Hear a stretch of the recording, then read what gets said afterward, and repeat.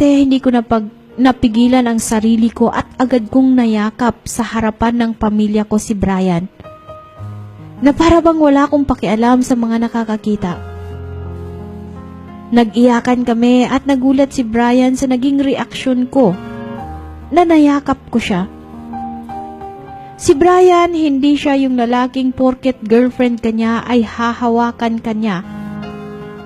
Si Brian, ate, ay napaka-respeto na tao. Nang dumating ako, bumawi siya sa lahat ng ginawa niya.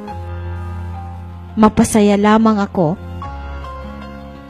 Lumipas ang ilang buwan, kailangan ko namang mag-abroad muli para sa pamilya ko. At nagpaalam ako kay Brian. At ang sabi, okay lang dahil para yan sa pamilya mo. Papayag ako. Pero 2 taon ka lang doon at umuwi ka na. Ang sagot ko naman, inshallah, uuwi ako, ate. Sa madaling salita, nakaalis naman ako papatungo sa Jordan. At dala-dala ang pangako ni Brian na hihintayin niya ako. Sa pag-alis ko na yun, hindi na ako nasaktan masyado kasi nakita ko si Brian. Alhamdulillah, dumating ako sa Jordan. Sobrang bait ng naging amo ko. Sa madaling salita, ate, mabilis na natapos ang 2 years na kontrata ko. At gusto ko nang umuwi. Ate, nang malaman ni Brian na uuwi na ako, sobrang saya niya. At sabi niya sa akin, habibi ko, pagdating mo, magpapakasal na tayo. At ang sagot ko naman, ate, oo habibi ko. Napasigaw siya, ate, at sabay sabi, matutupad na ang pangarap natin na magkasama tayo habang buhay. Ngunit, ate, sa kasamaang palad, 2 linggo na lamang uuwi na ako. May biglang nag-text sa akin na ang sabi si Brian daw ay inuwian ng babae. Ate, nung una hindi ako naniwala kasi kausap ko lang siya nung umaga at wala namang nasabi. Nakalipas ang ilang oras, tumawag sa cellphone ko. Agad kong sinagot. Ang tumawag na yun ay ate pala ni Brian. Ang sabi ko, bakit ka napatawag, ate? Ang sagot naman niya sa akin, hindi ba nakatawag sa'yo si Brian? Ang sabi ko, hindi, bakit? Sabi niya, wala. At doon nagpaalam na siya. Makalipas naman ang ilang oras, andyan naman tumawag at ganun din ang tanong. Kaya doon ako kinabahan. Natakot at iba na ang nararamdaman ko. Maya-maya, Ate LR, may tumawag naman sa akin na number na mula sa Pilipinas. Una, takot ako na sagutin. Pero nilakasan ko ang loob ko na sagutin yon.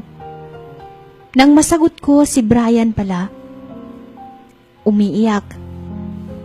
Ang tanong ko, Habibi, bakit? Anong nangyari?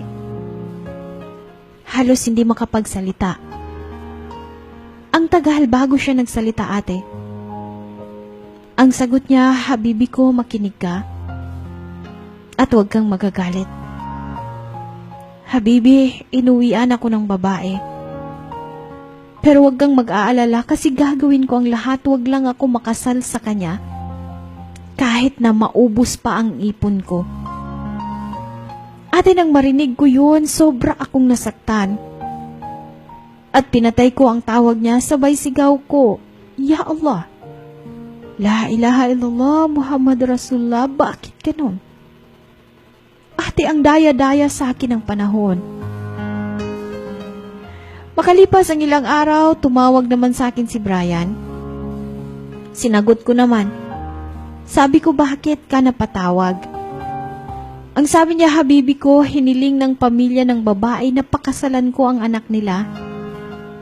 Kahit sila pa ang magduri. At kahit matapos daw ang kasal ay hiwalayan ko ay okay lang. Ate, ang sabi ko sa kanya, oras na magpakasal ka, tandaan mo, wala na tayo. Pinutol mo na ang lahat sa atin. Ate, sa madaling salita, ayaw ni Brian na magpakasal. Gusto niyang takasan ng babae na yon dahil kung mawawala ako sa kanya, ay mas mabuti raw na mawala na rin daw siya sa mundo. Ate, tumawag naman ang ate ko at pinakiusapan ako na pumayag na ako at tanggapin ko uli si Brian kasi nagkagulo na raw doon sa amin at nadadamay na rin ang pamilya ko. Kaya hindi ako nagdalawang isip na magsakripisyo para sa pamilya ko, ate. Sa madaling salita, pumayag ako. Kahit sobrang sakit, tiniis ko alang-alang sa pamilya ko, ate. At kinabukasan noon, ay nakasal na sila Brian, ate. Pero hindi na ako nakibalita pa. Ni text, hindi ko ginawa. Hanggang sa isang araw may nareceive ako na text na ang sabi, alam mo, iniwan ni Brian ang asawa niya pagkatapos ng kasal nila. Una, ate, naging masaya ako. Pero nang maalala ko ang asawa niya, nalungkot ako. Kasi sabi ko sa sarili ko, kung masakit sa akin ang nangyari na girlfriend lang ako, ano pa kaya kung asawa na? Sa madaling salita, ate, dumating ako ng Maynila na walang kaalam-alam si Brian. Kasi hindi ko sinabi sa kanya. Pero nagulat na lamang ako nang tumawag siya sa akin na ang sabi, nasa Maynila ka na pala. Ang sagot ko, bakit? Sabi niya, ate, kailan ang uwi mo ng Cotabato dahil susunduin kita? Ang sabi ko, para ano pa? Huwag ka nang sumundo kasi baka hindi ko mapigilan ng sarili kong masampal pa kita sa harap ng maraming tao. Ang sagot niya sa akin, okay lang. Kahit anong gawin mo sa akin, tatanggapin ko. Ate, dumating nga ako ng Awang Airport, Cotabato noong March 18, 2010. Pagkalabas ko ng airport, nakita ko agad ang pamilya ko. Nilapitan ko sila. Akala ko wala doon si Brian. Ngunit yun pala, 2 araw nang nag-aabang doon sa airport. Paglapit niya sa akin, agad ko siyang sinampal sa harap ng maraming tao. At ang sabi naman ng mga tao, uy, bakit ganun? Kararating lang na nampal agad? Ate, para hindi siya mahiya masyado, ang sabi ni Ina sa mga tao, asawa niya kasi nag-asawa ng iba. At ang sabi ng mga tao, matag ka di kabulatan. Ate, nang dumating kami sa bahay, sumama din si Brian. Hanggang sa doon din natulog sa amin. Pagsapit ng gabi, pinanood ko ang video ng kasal nila. Pagkatapos kong manood, agad akong umakyat sa taas para maghilamos. Pero hindi ko na malayan na nawalan pala ako ng malay. Nagkamalay ako nung umaga na. Nakalipas ang ilang oras, pumunta ako sa bahay nila Brian para sa hamon ng mga pinsan ko sa akin. Na kung tanggap ko raw ang nangyari ay pumunta ako sa kanila at harapin ang pamilya niya. Ako naman, ate, dahil sa gusto kong patunayan na tanggap ko, pumunta ako agad. Nang dumating ako doon, maayos naman akong tinanggap.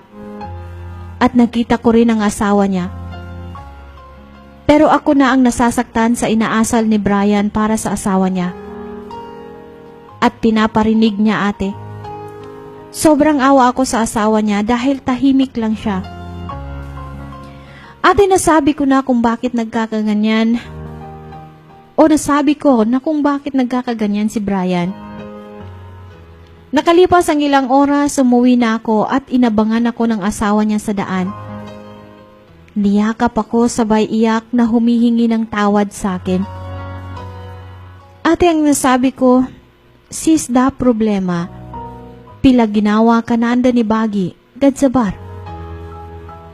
Makalipas ang ilang buwan, tuluyan nang nagkahiwalay si Brian at ng asawa niya. Kaya kinausap niya ako na magpakasal daw kami. Ate, hindi ako pumayag dahil alam ko na may masasaktan kami. Kaya ang sabi ko sa kana lamang, mag-a-abroad muna ako ulit. Pumayag naman siya, basta 2 taon lang daw ako doon.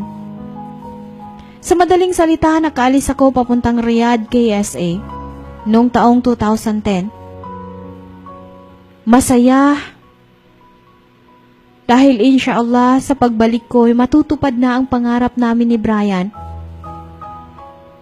Ate, kahit anong hirap na dinanas ko ay kinakaya ko para sa pamilya ko at sa amin ni Brian.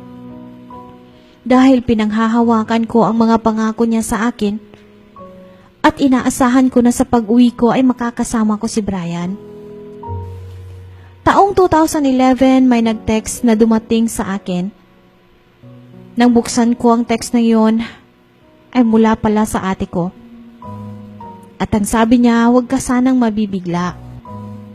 Dahil si Brian, binaril sa may super at 50-50 ang kalagayan niya. Ate, nang mabasa ko yun agad-agad kong tinawagan ang number ni Brian. At ang nakasagot ay ang pinsan ni Brian. Nang tanungin ko, Kuya, kung totoo bang nabaril si Brian? Ang sagot niya sa akin, Ali ko, totoo yun. At 50-50 siya. Ate, pinatay ko agad ang tawag ko. At mga 5 minutes mula noon, ay nag-text naman ulit ang ate ko. At ang sabi niya, tatagan mo ang loob mo. Dahil si Brian ay sumakabilang buhay na. Ate, nang marinig ko yun, napasigaw ako ng sobrang lakas. Inna lillahi wa inna ilaihi raji'un. Hanggang sa lahat ng baso na nahahawakan ko'y nahuhulog na lahat at nabasag. Alam mo, ate, pakiramdam ko para akong inipit ng langit at lupa. Ate, ang sakit-sakit pala na mawala ang lalaking mahal na mahal mo. Ilang taon hindi ko matanggap ang nangyari. At laging wala ako sa sarili. Wala akong gustong makausap, lalo na mga kapatid niya dahil naaalala ko si Brian sa kanila. Lumipas ang taon, hindi ko pa rin siya makalimutan. Kaya Ate LR, may kaibigan ako na 2 years, na naka 2 years ang pagkakaibigan namin. Natawagin mo na lamang Alex. Tubong Dato Paglas. Ate, si Alex ay pagkakakilala ko ay mabait at marespeto. Mapagmahal na tao at may takot sa Allah. Hindi nagtagal, niligawan niya ako. At sinabi niya na may asawa siya na isa. Nakailang buwan ay nanligaw siya sa akin pero hindi ko sinagot. Dahil hindi ko pa rin nakakalimutan si Brian. Dahil sa pangungulit niya, ate, ay naging kami. Pero ang pagsagot ko na yun sa kanya ay hindi ko alam kung mahal ko ba siya o hindi. O dahil sa masakit pa sa akin ang nangyari kay Brian. Nakalipas ang ilang buwan, ang relasyon namin ni Alex, niyaya niya akong magpakasal. Sinagot ko, ate, na Alex, payag akong magpakasal sa'yo kung ipapakausap mo sa akin ang asawa mo at ang magulang mo. Sa madaling salita, ate, nakausap ko sila at tanggap naman nila ako, ate. Ang ginawa naman ni Alex ay kinausap ang mga magulang ko at sinabi niya na pakakasalan niya ako. Nung una, ayaw ng mga magulang ko dahil may asawa daw siya. Pero hindi nagtagal ay pumayag din sila. Sa madaling salita ay nakasal kami ni Alex na hindi ko pa rin alam kung mahal ko siya. Pero ginawa ko ang lahat ng aking